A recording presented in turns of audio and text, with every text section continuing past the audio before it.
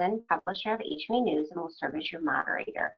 Today's Bright Trees, Sarah Gray, Resupply Customer Success Director, and Lori Romero, Resupply Customer Success Manager, will partner up with Justin Graham, Director of Resupply at Performance Home Medical, to take us down the journey of how automation and data-driven strategies can transform resupply programs.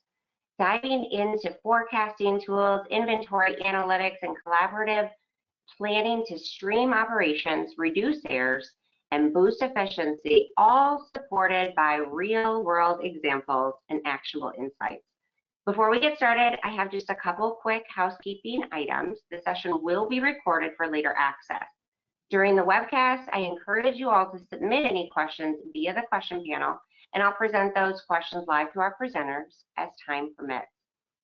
That's enough for me. I'm going to pass it over to you, Sarah, to get us started. All right, thanks, Christina. Justin, thank you so much for joining us. Lori and I appreciate your time. Before we get started, why don't you give us a quick overview of Performance Home Medical, what you guys have to offer, and a little bit about what you do with the company. Yeah, thanks, Sarah. Happy to be here. Looking forward to this discussion. So Performance Home Medical is based out of the Pacific Northwest primarily. We're expanding out to, we just moved out into the Houston area. We're primarily focused on respiratory diseases, so sleep apnea. We do oxygen, ventilation, most of those things. I've been with the company for about 8 years in various roles. I started off as the clinical director, as a respiratory therapist. Came back as a project manager doing some business analytics. And then we implemented SNAP back in 2023. And then I recently became the director of Resupply about 6 months ago. Okay, so nice. Manage that team, also work with some of our CGM team in doing the resupply there as well. But I think today we're going to primarily focus on the CPAP supply process. Yes, absolutely. All right, appreciate that. Well, before Lori and I dive in, just to give everybody a little bit of an overview of our objectives and what we're going to be talking about today, we are going to identify some key challenges in your current resupply processes and understand their impact on operational efficiency. We are also going to analyze inventory and demand data to uncover some actionable insights for improving replenishable accuracy, apply forecasting techniques and predictive analytics to anticipate resupply needs more efficiently. We are also going to look at evaluating technology solutions that support automated and optimized resupply workflows. And then last, we'll take a look at developing some resupply strategic plans that align with your business goals and adapts to market dynamics. So we'll go ahead and get started. The first thing we're going to talk about is identifying key challenges in your resupply processes. So Justin, what are the most common bottlenecks in resupply workflows? So I think, well, that's one of the things we wanted to address when we first came over to SNAP. The primary one being it's a very linear workflow. So if you get a new order booked, then you have to do that. You have to contact the patient, verify the insurance with them. And then the next step is making sure you have the right prescription on hand. The next step is then verifying the insurance is currently active. And there's all those linear steps you have to go through to get that order process. But what we found that we can do to improve efficiency is with SNAP, you can have all those workflows work in tandem. So rather than being linear, it's more of a matrix workflow. So you can check the insurance, verify documentation, request the authorization all at the same time without having to wait for the prior step to be done before moving on to the next one. Okay. Sorry, real quick, in that type of inefficiency where you're talking about it being linear and working one step at a time, how were you guys measuring how inefficient it was? Or like what was like the light bulb that said, hey, this is something that we need to do better at? What was like the driving force? Yeah, it was really the movement from order booking to delivery or shipment of the supplies. So prior to moving to the system, it would be pretty much a day for each step, because you'd run a report in the morning, see which ones need to be worked, work those, move them on to the next step, and then the next day, the next report would have the next step that needs to be done. And so it would be a constant, like 1 day step for each of those processes. Doing it that way, did you find challenges in even trying to identify bottlenecks, or were you just with daily reports looking at where are orders in what buckets and how long have they sat there type of thing? It was more the latter. You just see what reports, what are showing up on the report, and you can see how long they were in that state. So you could work those oldest to newest, and then hopefully they hadn't been in there more than 24 hours, so you could process those. And again, just a 1 day at a time kind of bucket movement. Okay, sorry to kind of dive in on that question a little bit more. I just wanted to kind of more understand some of the challenges around that and identifying bottlenecks in that older type of process. Now that you guys are kind of working with a little bit more automation and matrix workflows, how have you found that automated processes compared to manual ones or the step-by-step workflow that you guys were using previously? Yeah, it's much faster process because, again, you don't have to wait for each step to be done. But we can also build in workflow rules. So we can say, rather than having to look up what the last item was, it'll automatically populate what the last item was for the patient.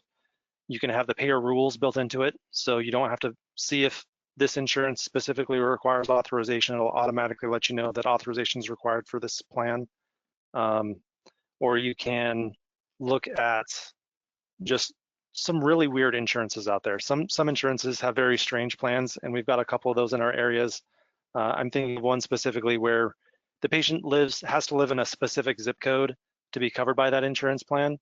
And so it really throws some kinks into the system, but you can build some rules into that to be able to address those without having a totally off the wall specialized workflow for it. A little bit. So it probably saves you some time from, having to go through the belt work process of one thing at a time to this matrix where it's looking and kind of calculating what you need to touch. So versus having to look at every single order to start doing a checklist of, okay, I got this, it's already there, we can move it along. It's identifying based on those rules that you've put into place. So that's a lot of where that automation comes in and prevents you from having to do checklist off items, right? Yeah, exactly. And a lot of these orders can actually flow straight through the system without even having to be touched.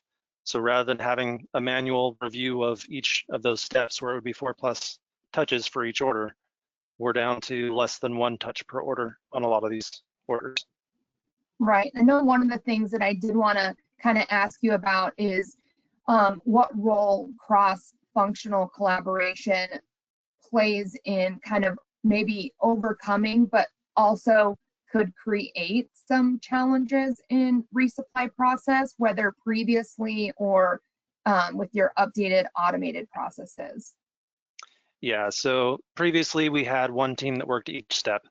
So you'd have to go across each group to see if we have the right order, see if insurance is verified, see if authorization is needed, submit that auth, so on and so forth. So we still have those designated teams to be able to do some of those processes, but we've been able to have much more collaboration between those groups, so that rather than not really knowing exactly how one team works a specific piece of the order, they can backfill each other if someone's on vacation or out of the office for some reason. So it helps provide that better collaboration between the groups. Another thing that we're able to do now is outsource some of the work. So we've got booking the orders is done by one group. We've got some simple, if we need a download from a CPAP device because the insurance company requires usage, we've got a group we can outsource pulling that download from.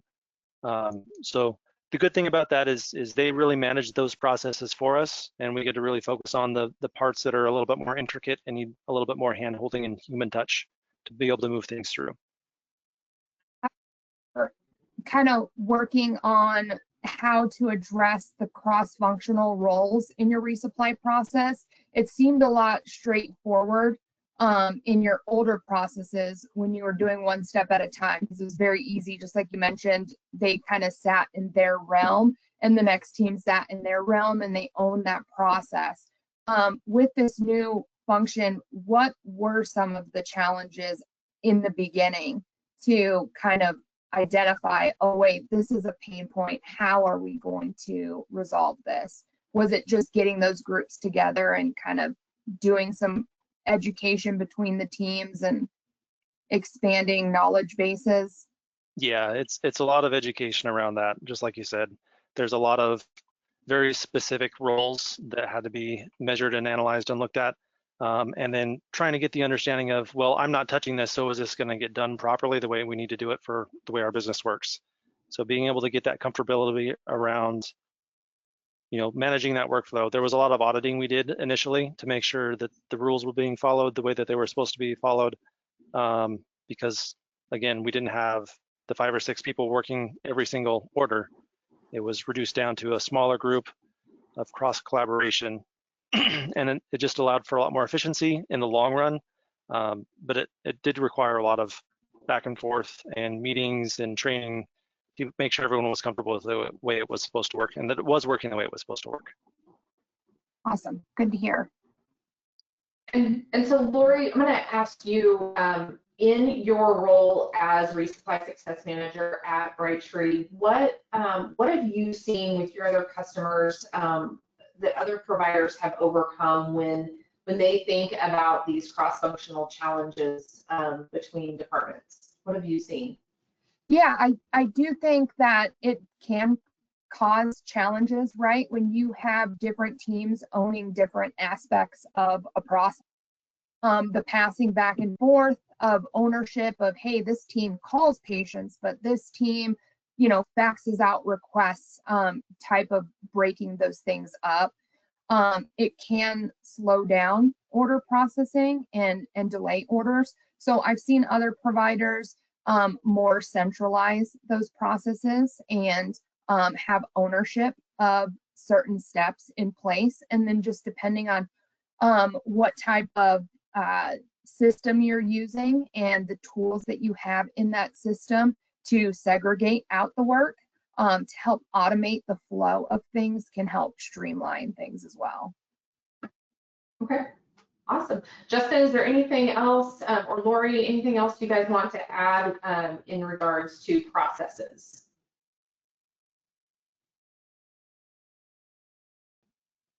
And think even prior to, like, you can think of challenges experienced today, think of challenges previously. I know you kind of touched on a little bit when it comes to payers and those challenges, and think about like the policy changes and those rolling out and being able to pivot on processes when new policy changes come into play. I think about that a lot every time Medicare rolls out a new rule, or you get a process update from a payer that you're contracted with. Those kinds of things can all pose challenges and have to make you kind of look at your processes, test out new alternatives in how orders flow, and get through your system in a timely manner, right? I think a lot of those kind of will all play into those process challenges that they never go away, because there's always somebody coming out with something new, right? Yeah, and I think the other thing that has been really nice about this change that we've made is we don't have to worry as much about those policy changes, because once they're in the system, it's all automated. Now our biggest issues are more like fit packs. How do we know what size cushion to send those patients the next time they order? Or what was the other thing I was going to mention? Bringing that up, Justin, does lead me to a point, because that does kind of bring in another realm of challenges in the resupply process, is just looking at the setup, the initial intake, and how you guys are setting up those patients for success into the resupply process. So you had mentioned earlier that your new system now kind of automates and looks at patient sales order history.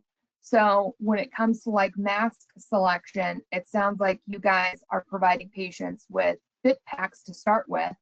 But when it comes to resupply, you kind of want to maximize on those items for those packages for those patients, meaning you need to know what size cushions there are. So Yeah. I'm sure in this new process where it's automatically identifying items, you're seeing that as possibly a current challenge today. Yeah, so we had been doing fit packs a lot, especially during COVID times where you couldn't have patients come in and actually do the fitting. We've more recently moved to requiring a virtual mask fitting for patients, so we know what size to provide them. But you still will occasionally get the patient who either hasn't ordered since they had a fit pack, or they're unwilling to do the sleep glad or other virtual mask fitting tool. So you do send a fit pack. So what we end up doing on those is it's a manual touch, but you reach out to them afterwards and figure out which size cushion works for them. And then on that next supply order, it'll pull in the cushion along with, we don't send fit packs out as a resupply, so it'll pop in there as a placeholder item. So then we know that they got the medium size cushion for whatever mask, so we'll add that mask in at the medium size rather than allowing a fit pack to go out. And the other thing I was thinking about before was back orders or discontinued masks. And there's ways the system can allow you to automate messaging to patients, letting them know a mask is on back order or a certain supply is on back order, and maybe what a replacement is. So a good example of this one is the F30 right now is being discontinued and being replaced by the F40. So inside the system, we are changing the description of the item to say this mask is no longer available. We'll be sending you the F40 instead. And then the system will automatically generate an email that goes out to the patient or a text message that goes out to the patient to let them know what's on order. So then when they receive that, they'll see right then and there that they're not getting the F30, they're getting this other mask. So if there's any questions, it gives them time to reach out to us before that mask goes out. But it's really streamlined the ability to switch from one mask to another because of back orders or discontinuations like this. It's been very helpful. And take out the having to have that conversation, because it's automating the notification to the patients, and then it's automating the item swap for you in the system. So you're not even having to physically touch the order to go and swap the item to the updated item. Yeah, there's so much automation in here. It's been a really good thing for us. Awesome. I think we could probably spend the whole 45 minutes to an hour, probably even longer, talking about challenges in our processes and things that we can do as far as automation within your workflows. But I want, since we talked a little bit about supplies, I want to transition a little bit to taking a look at your inventory and your data, and how we analyze the inventory and really use data to help with understanding what inventory you guys have on hand, what's on back order. So Justin, what types of data are most critical for improving replenishment accuracy and improving time to delivered statistics? Yeah, the one thing that stands out in my mind with that one is the order processing time. So you can, in the old system, you'd see how long an order was in each WIP state. The new way, you still can kind of see some of that, where if we're penning a prescription, we can see how long we're penning that prescription and being able to analyze how long we're penning each of those different steps, even though they're all running at the same time, so that we can figure out which steps need to be addressed first to be able to figure out how to process that whole order sooner. So that's been a really big one for us. Another one is touches per order. So if we can see how many times we're having to touch an order, we can see where there's a flaw in the process that's causing a delay, and work through that. I think those are probably the two biggest pieces I can think of for addressing that right now. Okay, so when you talk about kind of strategies that you're using, what are some strategies that you use to avoid deliveries and the delays for patients to get their supplies? Is there any specific strategies you want to talk about? Yeah, I think the biggest one is we actually have two different ways we ship items to patients. So we can see if an order has an item on it that we don't have in stock in our personal locations, we actually will send that off through a shipping partner. And then if we know we're not going to stock an item, we just always say send those items through the shipping partner so that we can make sure that those get shipped out as soon as we can. And then we can switch those on and off. So if we know that a mask is on back order or we're out of stock for 3 days and that's going to be coming in 3 days, we can shift all those orders to either the shipping partner, or if they're out, we can shift it to our warehouse locations. So we're constantly looking at what items are coming from where, so we're not delaying on inventory management. We just are able to communicate that back and forth and switch between the two. So just to elaborate on that, you ship internally, so you have your own physical warehouse where you're shipping and providing products. You have a subset of items that you don't stock, so you partner with a fulfillment vendor, and your system kind of automates where those orders go based on item availability. So part of looking at the data to understand the inventory and demand, are you guys using that data just to kind of direct, hey, we need to make sure that orders are going internally because we have this overstock of product, or we need to have those moving to our product fulfillment vendor because we don't have this item in stock? Is that kind of how you are using your inventory data today to make those types of decisions? Yeah, we do that both ways. So if we find that we are no longer using a mask very much because there's a newer, better mask out there that we're switching to on our mask formulary that we're doing setups on, and we're just not wanting to stock that in our warehouses because you can't stock everything. There's just too much, especially if your locations are small. So we will shift that item over to the fulfillment vendor. But there's a rule in the system that says that all items need to go from the same place. So if we have the filters in stock but we don't have the mask in stock, it'll shift the whole order over to the fulfillment vendor to ship out. Okay, so just looking at that product availability. When looking internally, and let's just take out the fact that you have this ability when you don't have items in stock to be able to kind of dictate where those orders are going so that they can get fulfilled faster. Internally, is your product and warehouse purchasing teams, are they using data today to kind of do any forecasting for item availability in-house? Yeah, so we try to keep about 3 weeks worth of stock on hand. So we'll look at the last 3 months of output, how many masks we've handed out at each location, and then divide that down so we see an average of how much is used per week, and we try to keep about 3 weeks of stock on hand at each location. And what kind of data tools are you using to do that? Just purchase reports, sales order history? It's mostly sales order history, because there's a little bit of nuance to it, but when you're looking at sales order history, you get a better understanding of what's moving out the door from your warehouse rather than just what's coming in. We find that you're better able to trend out the data when you're looking at what's going out than what's coming in.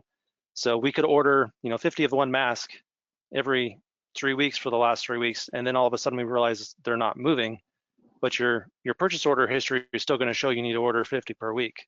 But when you're looking at what you're actually handing out, you're noticing you're really only giving out 10 to 15 a week. So that's why we moved from looking at purchase order history only more towards what's been delivered from that location.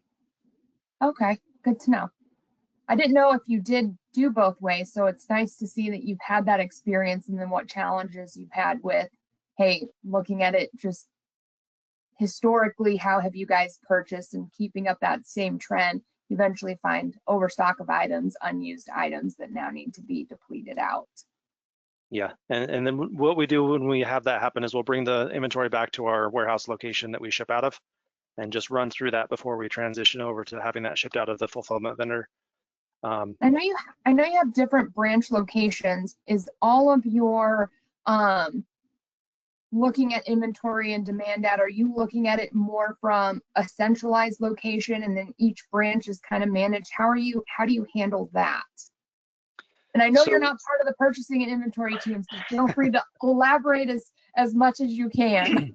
Yeah, with my role in analytics previously, I think I have a pretty good understanding of how that works for us. So we do try to do it all centrally.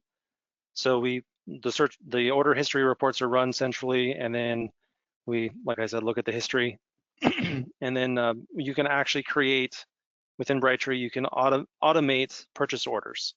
So you can set a minimum value and a maximum value of how many you want to have on hand. So we did that, and then we use the purchase request systems inside of Brightree to submit. The branches will submit that once a week to our centralized department, and they'll review those to make sure nothing looks either too high or too low, and then submit those, and the purchase order goes through. So, okay, I'm just going to dig on this question because I'm just curious now. So when looking at it centrally and you have these multiple branches that are seeing patients in office where you need to have some supplies on hand, if you're looking at it centrally and they're submitting to your central location, are you receiving all of products through your your main warehouse and then transferring products out to your branches as and when needed? We do a mixture of both. It kind of depends on the vendor that we're purchasing from. Some will ship directly to our branches for us. Others don't do that, so we have to bring it in to our internal warehouse and then do transfer orders out from there. Okay, so we're moving towards much more of the getting, especially with the PAP supplies, direct to branch. But like oxygen concentrators, any other equipment typically comes into our centralized locations, so we can attach the serial numbers, get them into the system correctly, and then we'll ship them out to the branch locations from there. Okay. All right, thank you, that was great. So I think we really, it was a great segue, and we talked a lot about some of the questions that we were gonna go into as far as forecasting.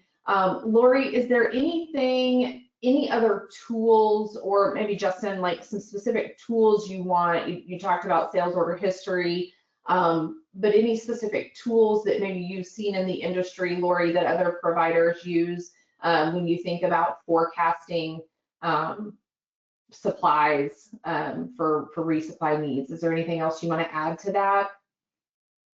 Outside of inventory, and I think it's probably a good segue to kind of go from just inventory and like standard data to thinking about like forecasting as far as like revenue and sales orders that are going to come into queue versus what is just going out the door, right?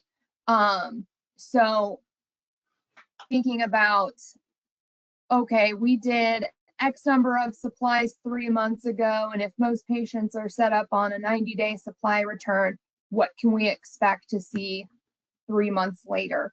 Those are the kind of forecasting techniques that some customers will use while looking in also at their setup rates, patients that are coming on service, looking at attrition rates, at what rate are patients falling out of service, what kind of tools are you specifically using, Justin, to kind of forecast the entire needs of the business for resupply as far as managing processes, what your budget looks like as far as revenue coming in for resupply and things like that? Yeah, that's a very big question. Forecasting is something that I think there's probably a million different ways to do it, right? You can look at just order history and you know your growth month over month or year over year. So you can say I did $1 million in revenue last month, so we've got a 5% growth that we think we're going to have this month. So you can just add 5% to that. Or you can say last year I did X amount and I expect to do 10%. So you can do it that way. And I haven't found the best way to do this yet. We've looked at it several different ways, and it seems almost like the more nuanced we try to get with it, the harder it becomes to get an accurate value. So what we've seen so far is probably that percentage of growth, what you're seeing as a trend over the last 12 months is probably the best way to do it for the upcoming 2 or 3 months. But it's a constant review and reanalysis and adjusting the numbers to try to get as close to possible the next month, the next quarter. And of course, you have your year-end production you got to try to figure out as well. With December always being the biggest month of the year, really hard to predict. But you know, taking into account your growth in setups and payers too. Some payers will let you order every 3 months. We have some payers that only allow us to order a month's worth of supplies at a time versus a 3-month supply at a time, or some that only allow us one order every 6 months. So you really have to take that into consideration as well. And the other thing that I don't think you mentioned was looking at the turns per patient, or how many times they order per year. So if you have a group of patient who has, you know, 4 turns per year, that means they're ordering every 3 months, regardless of everything else. Those are the patients you really like to have. You'll have other patients in your system that are only ordering once a year, even though they're eligible every 3 months, they just don't place the orders.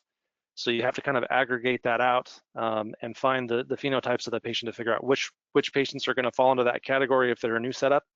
And there's just a lot of work that you can do with forecasting, and I haven't found the right answer to really know exactly to a great degree of how to forecast real true numbers yet. So we're primarily relying on that growth assumption right now. And probably just looking at attrition rates, patients that at some point determining, hey, at what point am I going to consider this patient has attrited out, right? I know here at Brightree, we consider a patient attriting out after 12 months of having not ordered supplies, but that doesn't mean that everybody is going to take that figure and say, oh, we're going to consider that our figure too. Do you guys know at what point do you start considering a patient maybe no longer a patient if they haven't ordered supplies in X number of times to kind of put into that forecasting? So the system will automatically say they've kind of fallen out of that at 12 months if it's a Medicare plan, or 15 months if it's a private plan. The other thing you do have to take in consideration is patient adherence rates. So if you're setting up new patients, you want to know how many of those are going to be even eligible to continue ordering after the first 90 days based on their adherence. But kind of the new hot topic in adherence has been long-term adherence rates.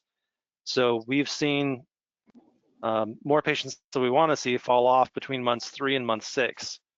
So we're looking at ways to address that compliance timeframe as well, because if they're falling out because they're not using it, then your attrition rate is going to go up, and they're not going to order because they're not using it. So we got to find ways to improve our long-term adherence rates to keep these patients flowing through the system and needing to use the supplies. And a lot of that stems from education, ongoing patient monitoring, and there's a lot of really good groups out there that have solutions around that we're trialing out ourselves right now. Oh, exciting. I'd love to hear more as you guys explore those options, especially when it comes to long-term adherence. You know, my background coming from PAP supply and compliance, I just have a huge passion for that. And I think patient education is definitely key to long-term adherence. And it's definitely having to kind of circle around those missions of having those same messages to the patients, understanding what the benefits are to the therapy, and so forth. So look forward to hearing more about that from you in the future. Yeah, and just real quick to that point, I think that education starts right up front at the time of setup. Even before the time of setup, you got to start teaching the patients why it's important to keep their masks fresh, why it's important to replace their cushions. So we started implementing all the full 3-month supplies, if the insurance allows, at the time of setup. So the patient knows right away you need to be changing your cushion every month, or you need to change the nasal cushion every 2 weeks. So they get in that routine. That way the cushion always fits as good as it can without having to worry about it wearing out and causing issues with adherence because the mask is getting worn out. This is a little off of the objective for talking about forecasting and predictive analytics, but since you brought that up, that you guys switched from not providing a full set of supplies at setup to doing so, do you have any firsthand knowledge of how that process went, and what are some of the challenges maybe that you guys experienced in making the decision to do that?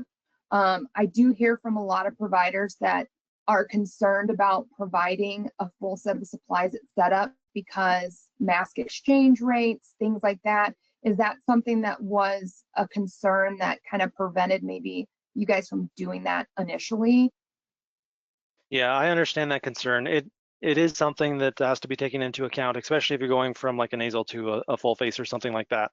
But the way we worked around that was we would just exchange cushions for cushions, and you can't bill for that secondary cushion if you're replacing it out. And there's ways to work through that. But I think the biggest concern was, well, the patients aren't going to want it. That was the biggest hurdle we had to overcome with our internal staff. But once we started offering it to patients, they were like, oh yeah, this is great. Now I don't have to call you, or you don't have to call me in the next month to make sure I have the supplies I need to get through until the 90th day when I can order my mask again. And the patients really found a lot of value in actually doing that for them. So they didn't have to worry about all that extra work and making sure they had what they needed to get through to the next order time.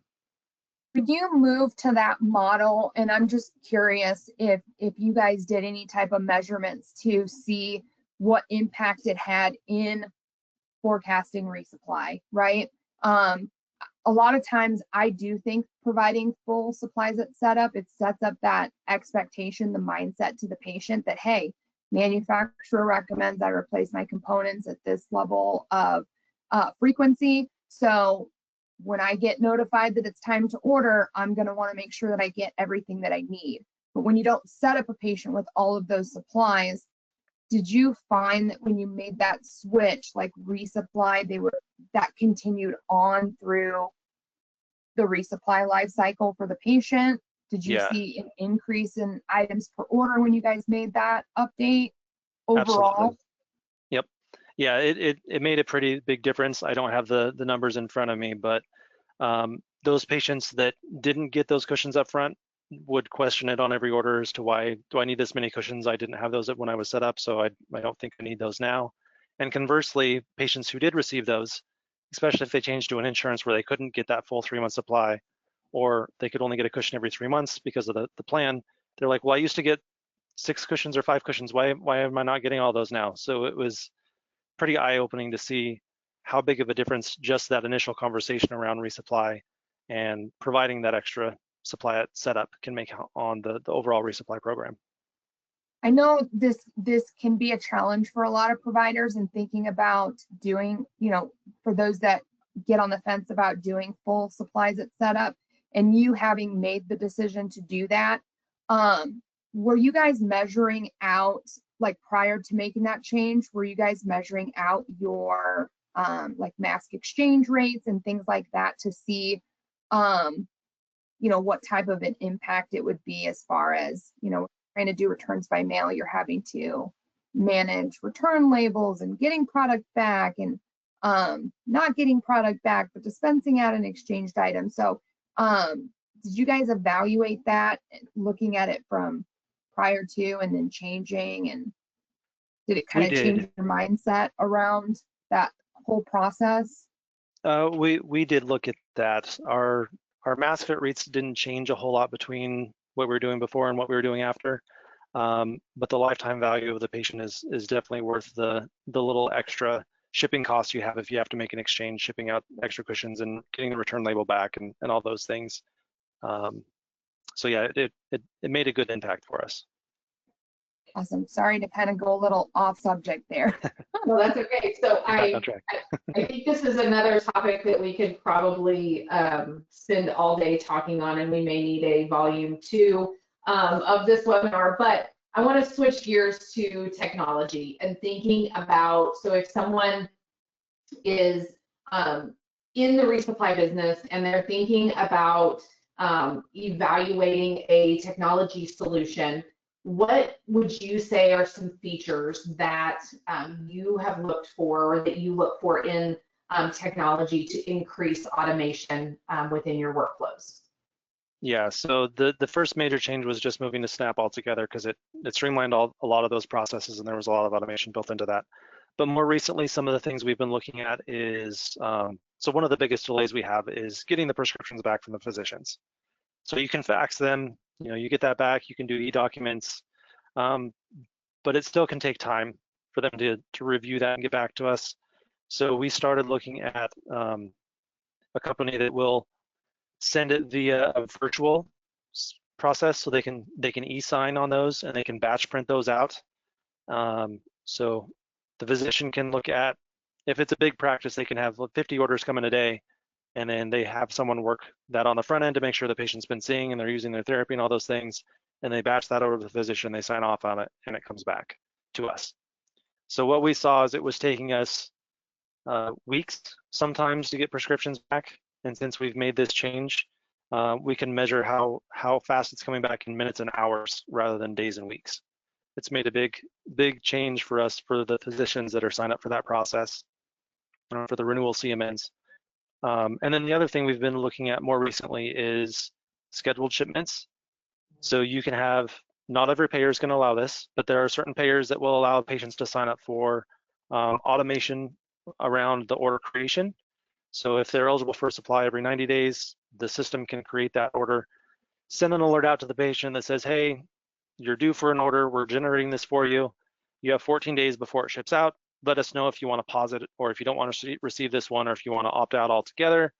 And then that just flows through the system that way as well. So you don't have to spend the time reaching out to the patient, trying to contact them, because we're all working. You get a lot of voicemails. So it just makes that whole process a lot easier to give the patient what they need when they need it, and give them the option of signing up for that or not. So it's fully an option for them, and we see it as a value add to them as well as for us. Sure, yeah, absolutely. I would think, your staff would be, not only from the patient perspective of knowing that my supplies are coming on a regular basis, but for your staff to have those reduced touch points and take some time so they can shift some time and importance into other areas of your business where there's demand. I can see where that would be helpful. So when you think about the perspective too, like a benefit to the patient, it enhances the patient experience. It's letting patients that want to get that stuff regularly because they're religiously changing them. It allows them, a better experience to know that, oh, my order's been placed and I just got a notification and I can expect to receive it on XYZ day.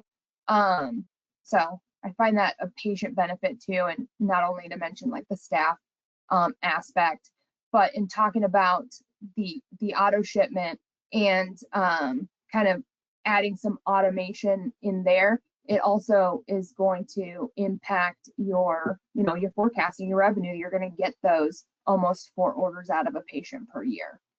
Yeah, and I will, one other thing I want to add around that conversation is we've all heard of the stories where patients have gotten orders shipped to them every quarter for the last X number of years, and they just say, I don't want them. And that's because it was not presented to them in a way that they could say, I don't need supplies this month, or hold my order for another month because I still have some. The way this system works is it lets them know ahead of time before it ships. So they have the option of saying, I don't need it this month, but send it next month. Or you can just cancel this order because I have enough for the following 3 months. Rather than just an auto ship. It's alerting the patient that it's coming so they can make that decision, and let you know one way or the other if they decide they don't need it. And with that, you guys you had mentioned that not all payers allow it. So I'm sure you guys did some evaluation to determine, looking at your payer contracts, who's going to allow it. What other factors did you take into consideration in looking at that type of an automation solution? Yeah, it's primarily around the payer rules. So if a payer, Medicare doesn't allow it. They're a great example. Right in their guidelines, they say you can't do scheduled shipping. You need to confirm with the patient within 10 days prior to shipping. Medicaids, yeah. Yeah, the Medicare and Medicaid doesn't. Each private insurance plan, we had to dig into the contract with them and see if they said it was okay or whether they said it was not okay. And then in the system, we have the insurance rules built into where if they do allow it, we can say, yes, this insurance does. And if for some reason it doesn't, then you just don't add that rule. And then if the patient signs up for it, but their insurance plan changes to one that used to have it and now doesn't, it disables that ability for it to go out. So you don't have to worry about sending it accidentally to someone who it's not allowed for. That was one of the big concerns we had when we were looking into this is making sure that it didn't go to someone who a plan said it wasn't allowed. Yeah, and so when they do change their insurance plan, it allows that patient to seamlessly fall back into your resupply processes as far as outreach goes, right? Correct. Yeah. Okay, sorry to Right. kind of dig on that a little bit more. No, it's okay. I love it. I think it's important to when you think about there's so many different aspects of this business and the resupply. I think, I've said this so many times, I think we could really, this could be a multi-hour conversation about how things have evolved and different ways. There's so many different ways to do this. And, putting that patient first and really focusing on the patient and the business needs. But as we kind of get close to time here, I want to, just one last question that I want to ask is, thinking about resupply and success of your business. How have you aligned your resupply strategies with your broader business goals? Thinking about growth, sustainability, or maybe even customer satisfaction. And then, is there any key metrics that you use to measure success in your resupply? Yeah, so I think we've touched a lot on some of the broader things we're doing. So improving patients' experience with us has been a big focus this year. So we're looking at all the messaging that goes out to patients, whether that be email, text, this whole scheduled shipping thing we're just talking about, wanting to provide that as an option to patients. And how do we phrase that to them, making sure that they understand it's a benefit to them. So the messaging is something we're looking at a lot this year.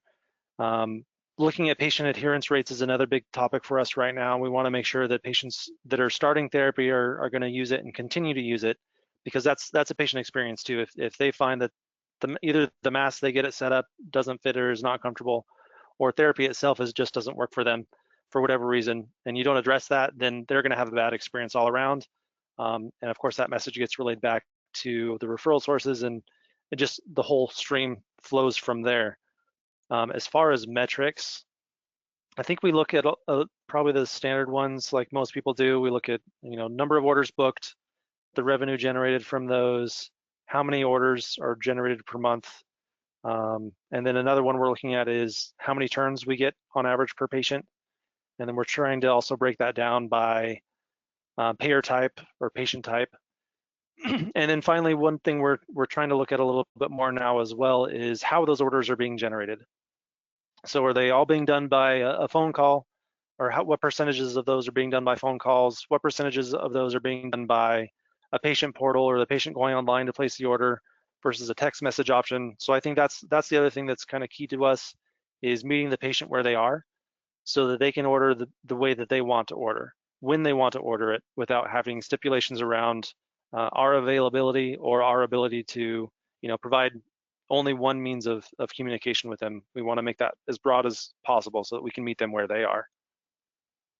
All right, awesome. Well, Justin, thank you so much for your time. Thank you for your insight. Lori, appreciate your added feedback as well. I do want, as we close here, I do want, can you guys see my screen? Yep. Yes. Okay. All right. So I do want to just let you know, as we talk through, and Justin and Lori have mentioned some of the pain points that they've experienced in the past or current with resupply needs, that Brightree does have 3 resupply solutions to help service your patients. So Brightree Connect is really our multi-therapy resupply solution integrated directly into Brightree. And then we have Snap, Brightree, Resupply Essentials, Resupply Complete within for Snap, and then Resupply Essentials for non-Brightree customers. So we do, and those two from a Resupply Essentials and Complete standpoint really focus on right now just the CPAP therapy. And so just wanted to let you guys know that we do have those available, and that's really as we've talked through the pain points and solutions, is what Brightree has to offer. So again, Justin, thank you so much for your time. Thank you for the information that you've shared. We really appreciate it. And Christina, I'll turn it back over to you. Yeah, thank you so much. That was a great conversation. I think it's drummed up lots of interest and questions from the group. But before we get started on some of the audience questions, I'd like everyone to call everyone's attention to the screen real quick for a poll question. If you'll go ahead and answer that, we'll leave it up for a moment for you to select what you'd like. And then while you're answering that, I've got a couple questions for our presenters here. So one of our attendees had been asking about SNAP, what it is and how it works. You want me to take that, Sarah? Yes, go ahead. I'm so sorry. I have lost my screen, so I don't know what you guys can see. So yes, if you don't mind taking that, I would appreciate it. Yep. So SNAP is our automated CPAP resupply solution. It allows really customized configuration features based on payer for you to kind of automate some of those workflows and streamline the resupply process. It also automates patient outreach by different modalities via text, email, has the ability to customize messaging and apply outreach in different scenarios, not just, hey, Mrs. Jones, are you ready for your CPAP supplies? Allows you to stay in communication with patients, how you desire it to be set up even throughout the order resupply, the resupply ordering process.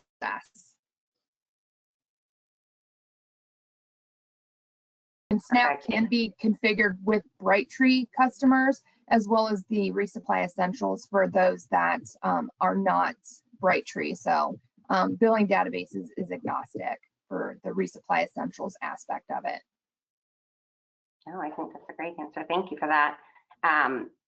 We had another question. How does SNAP ensure that correct items are being added to a sales order? There are a lot of different rules that are built into the system, as well as logic that's looking at the patient's sales order history to determine and present those items to the patient. So you get to kind of set some of that configuration.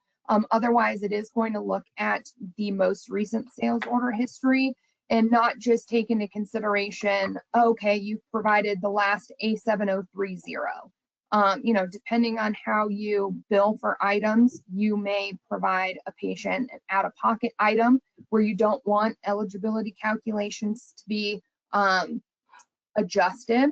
So you may assign it a HCPC, like a miscellaneous HCPC item. So the system does allow it to not only evaluate based off HCPCs, but also item IDs to present items for patients.